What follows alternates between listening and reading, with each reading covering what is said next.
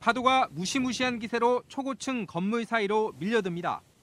여기까지 온다, 높이가. 야, 1층강 잠긴다. 바닷물 폭탄에 해운대 마린시티가 완전히 물바다가 됐습니다. 2003년 매미 때는 차량 수백 대가 침수됐고 2010년 댐무, 2012년 볼라벤 때도 100억 원 상당의 피해가 났습니다. 문제는 방수벽입니다. 마린시티 바닷가 쪽 700m를 따라 설치된 해안 방수벽 높이는 1.2m, 당초 3m 이상으로 계획됐지만 주민과 상가의 반대로 대폭 낮춘 겁니다. 방수벽 높이를 높일 경우 1층에서는 바다가 보이지 않는다는 이유에서입니다. 건물과 바닷가 사이의 거리, 특히 방수벽 높이에 대한 규제가 없다 보니 해안가 건물은 안전 사각지대나 다름없습니다. 가이드라인 혹은 규제나 할 수 있는 어떤 근거가 거의 없다고 보면 됩니다. 뒤늦게 해상 방파제 건설이 추진 중이지만 600억 원이 넘는 예산이 또 필요합니다. 60층 높이의 초고층 아파트가 들어설 부산 송도해수욕장 일대도 초토화됐습니다. 해안가를 따라 2m 높이의 방파제가 설치돼 있지만 무용지물이었습니다. 당시 파도의 충격으로 바닥에 깔려있던 아스팔트 도로는 산산이 부서졌습니다.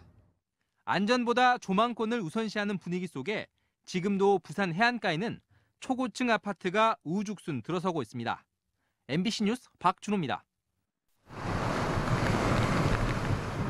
태풍이 올 때마다 거대한 파도가 덮치는 해운대 마린시티 상가.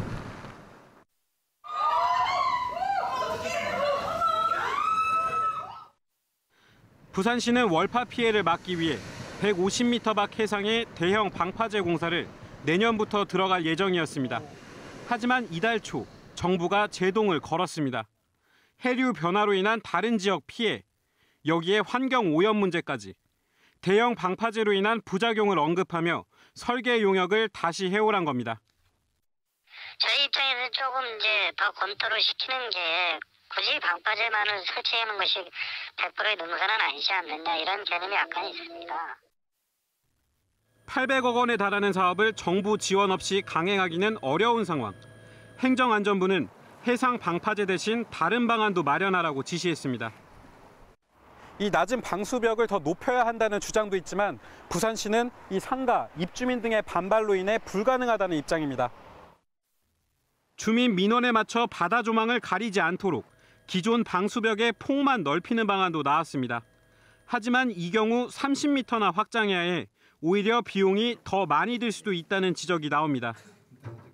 올파로 인한 피해라든지 이런 누적을 감안한다면 실효적인 대책을 마련해서 현재까지는 방파제 건립이 그래도 실효적인 재난 방지 대책에 부합하는 어떤 그런 시설물이다라고 판단하기 때문에. 특정 지역 편의를 위해 혈세를 낭비한다는 비판 속에서도 강행했던 부산시의 마린시티 방파제 사업은 또다시 표류하고 있습니다.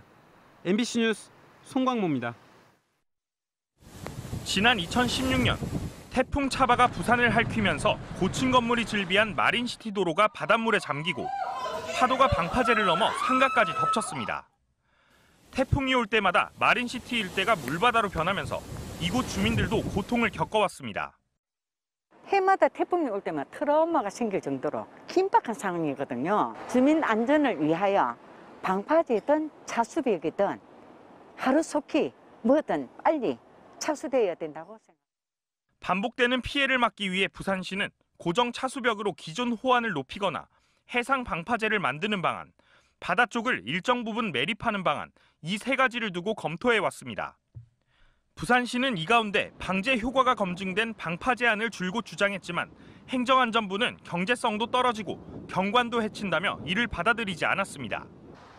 그리고 제시한 게 기립식 차수벽입니다.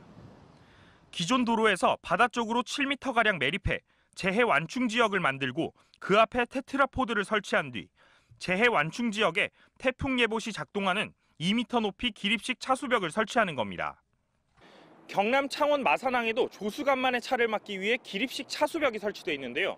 이곳 해운대 마린시티처럼 월파 방지 목적으로 세워지는 건 국내에서 처음입니다. 전문가들은 충분한 방제 효과가 있다는 의견을 밝혔고 최근 행안부로부터 보완 대책을 마련하는 조건으로 채택됐습니다. 기반에 대한 조사도 좀 필요할 거고요. 좀 정밀한 그 시설이 들어가야 되는 거다 보니까 저희가 좀 수리 모형 실험도 또 별도로 추진을 할 거고, 그리고 이제 구조 검토 등 이제 안전성 확보를 위한. 하지만 기립식 차수벽의 내구성 등은 아직 검증되지 않은 상황. 부산시는 보안대책과 행안부의 최종 승인, 그리고 주민 설명회를 거쳐 올해 안엔 공사에 들어간다는 계획입니다. MBC 뉴스 류잼리입니다. 높은 파도가 도로를 삼키고 건물을 덮칩니다. 해안가 바로 앞에 위치한 마린시티에선 해마다 반복되어 온 모습입니다. 이런 피해를 막기 위해 부산시와 해운대구는 이곳 연안과 150m 떨어진 해상에 이른바 수중 방파제, 이안제를 짓기로 했습니다. 500m 길이 방파석을 14m 높이로 쌓아 파도 높이를 5m에서 3m까지 낮춘다는 계획. 지난 2016년 자연재해 위험 개선지구로 지정된 지 8년 만입니다.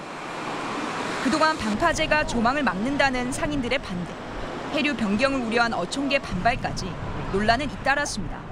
상가 일하는 사람들이 여행객 놀러 오면 차대에 놓고 앉아서 커피도 먹고 이러는데 막아줘 안 좋다고.